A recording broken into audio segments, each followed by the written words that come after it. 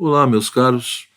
Estamos aqui então no nosso canal, né, no meu canal Filosofia e Cultura, e eu gostaria nesse vídeo aqui refletir um pouquinho com vocês sobre a questão do filosofar, a importância do filosofar. Muitas vezes as pessoas me perguntam, né, professor, para que filosofar? Qual é o sentido de filosofar? Qual é a necessidade disso para a vida humana, né? Ou seja, eu não me interesso por isso e não vejo importância nenhuma nisso. Será que realmente o filosofar ele é uma coisa só de importante no sentido só de para especialistas?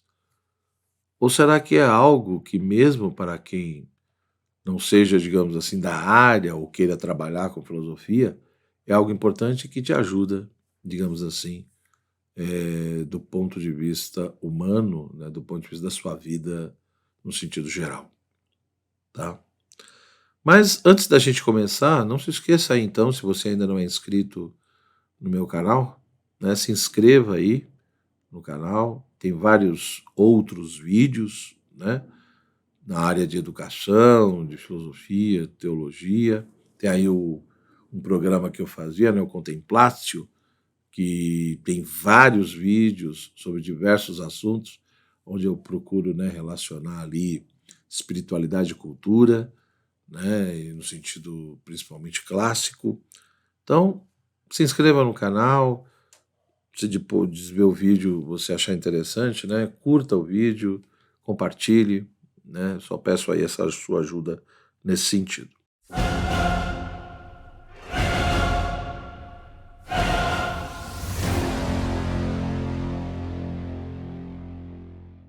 Então, quando nós perguntamos de fato sobre a questão do filosofar, a gente já vê que isso já é uma questão filosófica, não é uma questão pré-filosófica, né? Não é uma pré-questão. Ou seja, discutir o que é a filosofia ou o que é esse filosofar já é, de fato, uma questão filosófica, e isso pressupõe ou implica, sei lá, a maneira como a gente vai responder o que é esse filosofar e a sua importância depende muito do que nós entendemos por ser humano, depende muito como nós vemos essa realidade humana ou qual seja a essência do ser humano, né? O Joseph Pieper, que foi um grande professor alemão, né?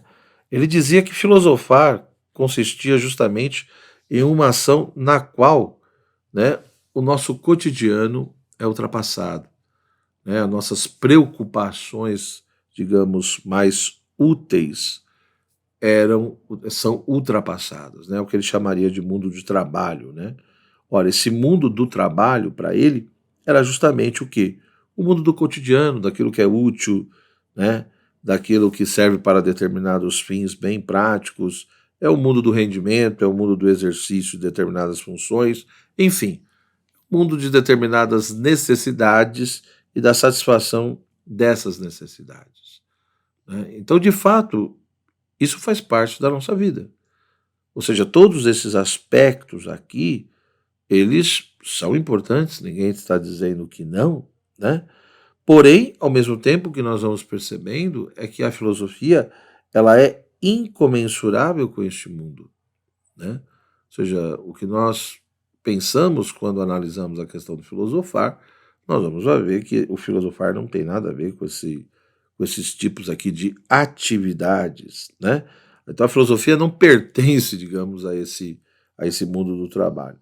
Então isso não quer dizer que esse mundo do trabalho não tenha o seu valor, né? É óbvio que as coisas úteis, né? Ou seja, aquilo que envolve todo o nosso cotidiano, né? As questões práticas, enfim, as necessidades, enfim, pagar boleto, levar a criança na escola, exercer determinadas funções aí que a vida pede, tudo isso tem a sua beleza e a sua importância.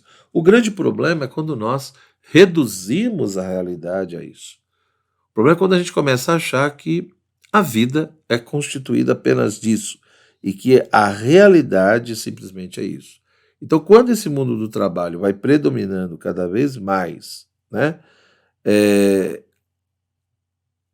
A gente cai num certo tipo de reducionismo, como eu já disse, a gente começa a achar que a realidade e a vida é isso, né?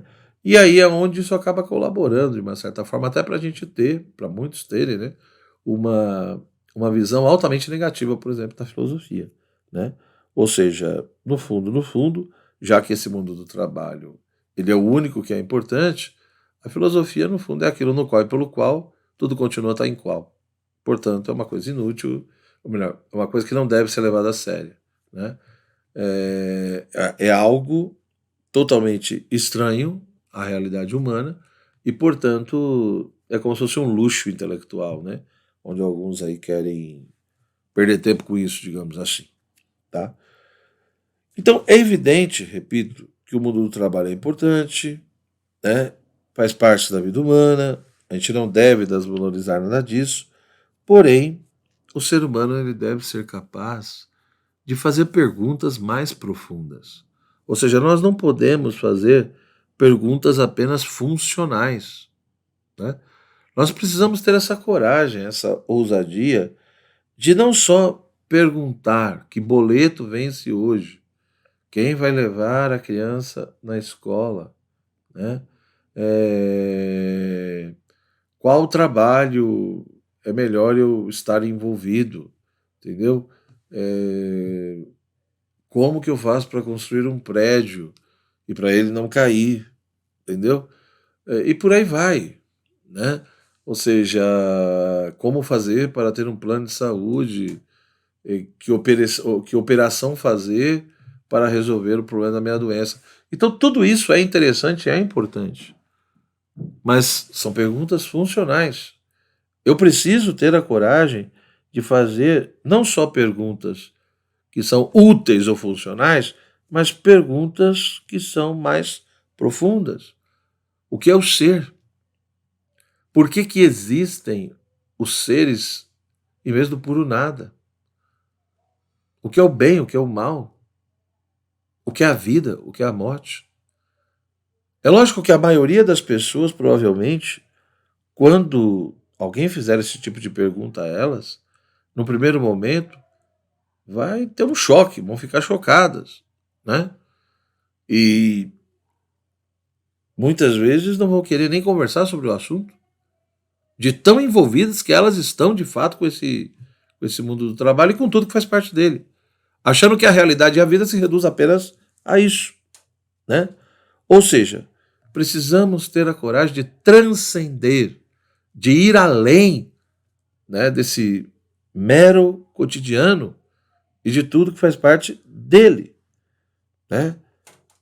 Precisamos de fato dar um passo além, entendeu?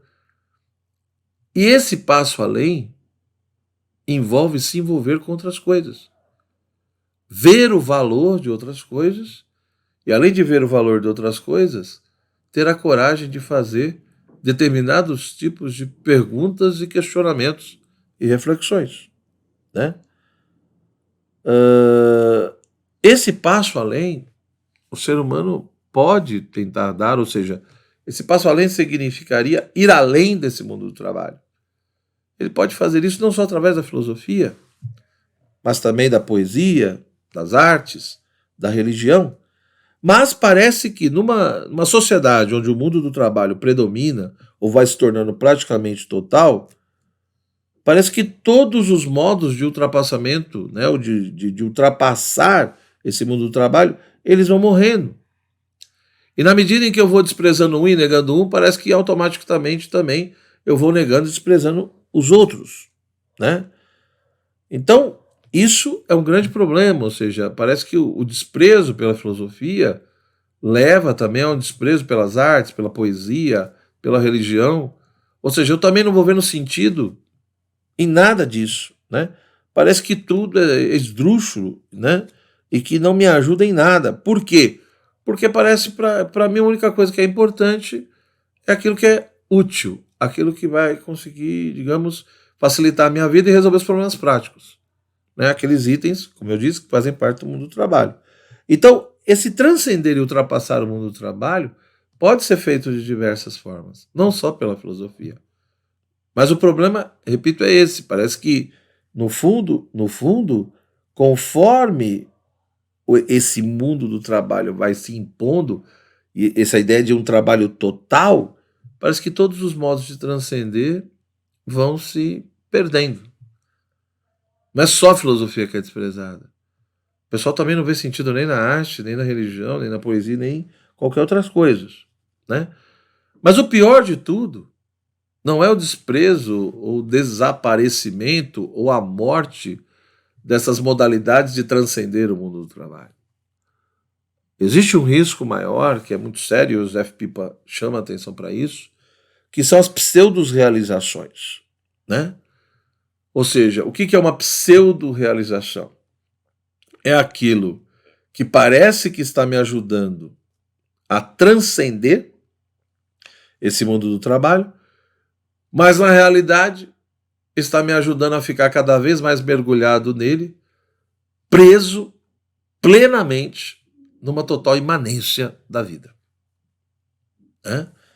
Então, as pseudo-realizações, elas somente na aparência, né, ultrapassam o limiar do cotidiano. Na aparência, ultrapassam, mas na profundidade, não. E por que isso pode acontecer? Por que essas pseudo-realizações podem acontecer? Porque eu posso ter uma arte útil, eu posso inventar uma religião útil, uma poesia útil e até uma filosofia útil. Só que tudo isso são realizações enganosas. Porque no fundo, elas não ultrapassam o cotidiano e as suas exigências e o mundo do trabalho, coisa nenhuma. Mas fecha o ser humano à transcendência e vai de fato empurrando ele cada vez mais para o limiar do cotidiano e do imanente. Ou seja, essas pseudo-realizações vai fazendo com que o ser humano fique profundamente encarcerado, né, a esse mundo do trabalho. Tá certo? Sendo que, né, essas pseudo-realizações, elas são tão problemáticas, porque, repito, parecem que estão nos ajudando a transcender, né? Então, uma religião útil, uma filosofia útil, uma poesia útil, é pior do que um fechamento ingênuo do ser humano ao não cotidiano. Então, um ser humano que se fecha ao aspecto da transcendência, né, um ser humano que não tem interesse nenhum por tudo aquilo que vai além do cotidiano, esse fechamento ingênuo é pior do que uma pseudo-realização. Por quê? Porque a pessoa que vive esse fechamento ingênuo, ela pode ainda ser atingida por algo. Ela pode ser abalada por algo. Por algum tormento, por exemplo, escondido em uma determinada questão filosófica. E aí, na medida em que ela é atingida por isso, ela pode ter ali o momento do seu patos, né? Do seu espanto, do seu despertar, e começar a ter interesse por algo que não tinha até então. Enquanto que, nas pseudo-realizações, um pseudo-filósofo, por exemplo, ele dificilmente vai se permitir ser abalado por algo. Porque ele acha que ele já está realizando esse movimento de transcendência, né? De ir além.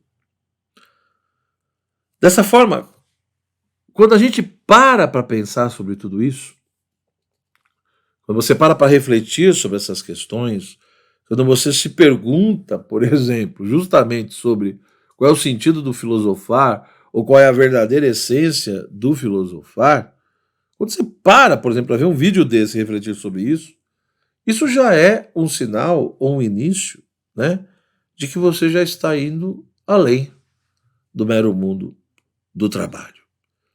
E na nossa sociedade hoje, isso é uma questão fundamental. Isso é um ponto fundamental. Por quê? Porque, no fundo, essa coisa do cotidiano, das necessidades presente nele, né, e desse aspecto do que é útil, se apresenta com uma pretensão né? De totalidade, ou seja, esse mundo do trabalho, na nossa sociedade odierna, ele vai se colocando como uma pretensão de totalidade, né? Até então desconhecida, que nós não víamos até então, né? E repito, é óbvio que isso vai colaborar profundamente para que se tenha uma visão profundamente da filosofia, do filósofo, dessa coisa do filosofar, né? Como, repito, o filósofo é aquele que está com a cabeça no mundo da lua, né? Mas isso é desde a antiguidade, não é só hoje em dia. Né? Aquela famosa anedota, no sentido de Tales de Mileto caiu no buraco, porque estava andando e olhando para o céu e analisando, e nem viu o próprio buraco. Então isso mostra, transmite a ideia, né, do filósofo, que é aquele que está desvinculado da realidade, que fica ali nesse processo de holocubração mental, etc. Bom, isso tudo realmente mostra a incomensurabilidade da filosofia ou do filosofar com o mundo do trabalho. E o Joseph Pipa vai dizer, olha, mais do que isso, né? Mostra-se uma certa inutilidade da filosofia. Então a filosofia, de uma certa maneira, e aí ele vai dizer isso, pode chocar alguns, né? Mas ele diz, no primeiro momento é isso mesmo, a filosofia ela é inútil, né? Por quê? Porque não há um aproveitamento e uma aplicação imediata daquilo que você está estudando. Então é óbvio que várias coisas podem me levar a estudar filosofia. Eu posso ter várias motivações diversas, existenciais, intelectuais, éticas, religiosas, sei lá. Um monte de coisa pode me levar a querer estudar filosofia, né? Mas a grande questão é que a filosofia ela tem um fim próprio. Ela tem um próprio modo de ser, ela tem um fim próprio dela mesma e ela não se deixa usar, né? Ela não está disponível para fins que estejam fora dela mesma. Então, quando nós tentamos, de fato, estabelecer um fim, né, que está fora do próprio fim que é natural a ela, né, essa tentativa de instrumentalização da filosofia é a morte da própria filosofia. Então, de fato, a filosofia ela pressupõe duas coisas muito sérias, né? Por um lado, repito, essa capacidade e coragem de transcender o mundo do trabalho e de adentrar nesse aspecto teorético, né, especulativo, né? Ou seja, a filosofia ela é, no primeiro momento, profundamente teórica. Então, por que ela não se permite ser instrumentalizada? Né? Porque, de fato, ela é um saber livre, em primeiro lugar, né? Ou seja, um saber que se dá na liberdade, movido simplesmente por um amor profundo à verdade, à realidade, tal como ela se manifesta, tal como ela se dá a conhecer a nós. Tá? Então, o filósofo é justamente aquele que procura ter o quê?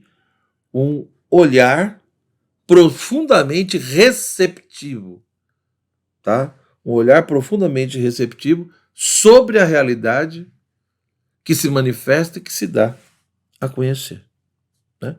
Então, no fundo, o mundo, a realidade está aí, nas suas diversas dimensões, e o ato de filosofar, em primeiro lugar, é ter essa postura de ter um olhar receptivo, ou seja, de acolher e aceitar a realidade tal como ela é, tal como ela se dá a conhecer, né?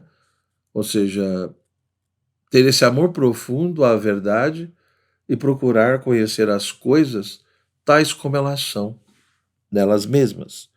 Então, na medida em que a filosofia busca um saber livre, né? Ou seja, movido por essa liberdade e de um amor profundo pela verdade, pela realidade, ter esse olhar receptivo, ela é, de fato, profundamente teorética também. né? Ou seja, a filosofia, ela de fato é a forma mais pura de especulação. Na medida em que tem esse olhar receptivo e toda essa liberdade, é o que a move profundamente, o sua grande finalidade é atingir a verdade, a compreensão pelas coisas, pela própria realidade. Por isso que a finalidade da filosofia não é dominar a natureza, não é conhecer para dominar, e muito menos transformar o mundo, né? Uma finalidade revolucionária ou política.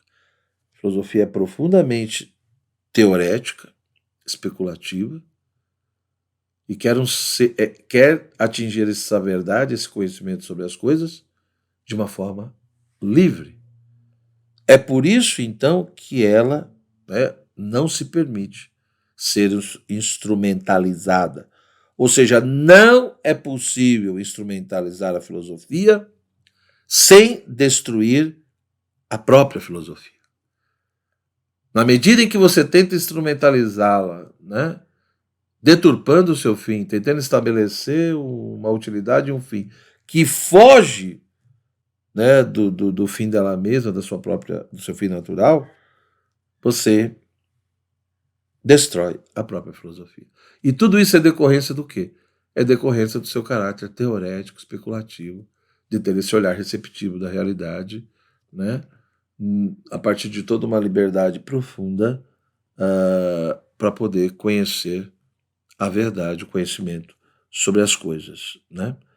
Logo, ver a filosofia como um instrumento de dominação da natureza ou como um instrumento de transformação do mundo é simplesmente querer tirar o caminho da destruição da própria filosofia, porque no fundo eu estou tirando todo o seu aspecto teorético especulativo, né? Então, na medida em que vai caindo essa dimensão teorética, na medida em que vai cair nessa dimensão da liberdade, no fundo o filosofar ele vai se tornando, né, uma funcionalização.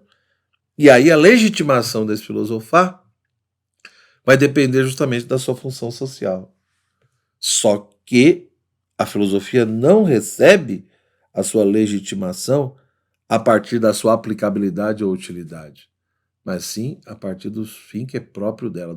Ela possui um fim em si mesma, que é, repito, atingir a verdade sobre as coisas. Tá? Então, evidente, né, finalizando aqui, que a nossa vida prática, o nosso cotidiano, esse mundo do trabalho, como o José Pipa disse, ele é importante, né? Ele tem o seu valor, eu não preciso negá-lo. Mas é preciso também saber que a verdadeira filosofia, o verdadeiro filosofar, supõe tanto o aspecto teorético, especulativo, como também a liberdade de refletir, né? Sem nenhum tipo de imposição. Então, o verdadeiro filosofar pressupõe todo esse aspecto especulativo, teorético, todo esse olhar receptivo da realidade e, ao mesmo tempo, a liberdade de poder pensar e analisar as coisas da melhor forma possível, como você de fato se vê. Ora, tudo isso está assentado, está fundamentado no pressuposto de que a verdadeira riqueza do homem não se encontra simplesmente na satisfação das suas necessidades mais básicas ou elementares, né? A verdadeira riqueza do ser humano também não é simplesmente ser senhor da natureza, mas a verdadeira riqueza da vida humana e do ser humano está em sermos capazes de ver aquilo que é, e principalmente a totalidade daquilo que é. Parece que a nossa época está profundamente em crise nisso, né? Parece que uma boa parte das pessoas não consegue ver aquilo que é, né? A coisa é, ela está ali, mas eu não consigo ver aquilo que é e muito menos a totalidade daquilo que é.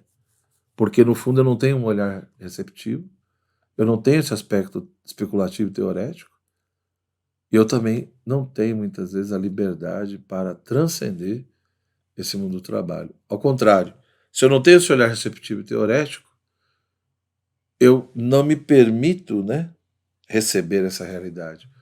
Porque no fundo eu começo a achar que eu sou o centro e eu sou o construtor de tudo. E a ideia de que a realidade é uma extensão da minha consciência, então eu não tenho um olhar receptivo. Não vou ter o olhar teorético. E depois também não vou ter a liberdade de buscar a verdade pela verdade. Por quê? Porque, de alguma maneira, algum tipo de ideologia já entrou na minha cabeça, onde eu quero usar tudo ali, tudo isso como um meio, né, ou para dominar a natureza, ou para transformar o mundo de acordo com essa ideologia que colocaram na minha cabeça. Então me parece que é urgente pensar sobre isso, né? O verdadeiro filosofar me parece que vai por esse caminho, de fato, né, de ter esse olhar receptivo, acolher a realidade tal como ela se dá a conhecer, amar profundamente a verdade e buscar essa verdade sobre as coisas, e dentro dessa liberdade de poder pensar e buscar isso. Lógico, sempre procurando demonstrar racionalmente aquilo que está sendo dito. Então, se você quiser se aprofundar nesses elementos, leia um livrinho muito fininho e interessante de Joseph Pipa, chamado Que é Filosofar, das edições Loyolas. Acredito que ele possa te apresentar várias outras coisas. Eu só chamei aqui a atenção para alguns pontos, né? Para o início ali do que ele coloca no livro, que eu acho bastante interessante. Mas ele vai continuar essa conversa. Você possa continuar, então, essa conversa com esse autor, lendo o texto dele e refletindo. Deixa aí, então, a sua curtida, o seu comentário, se você assim quiser, e compartilhe, né, esse vídeo e se inscreva no canal se ainda não se inscreveu. Um forte abraço, tudo de bom. Tchau, tchau.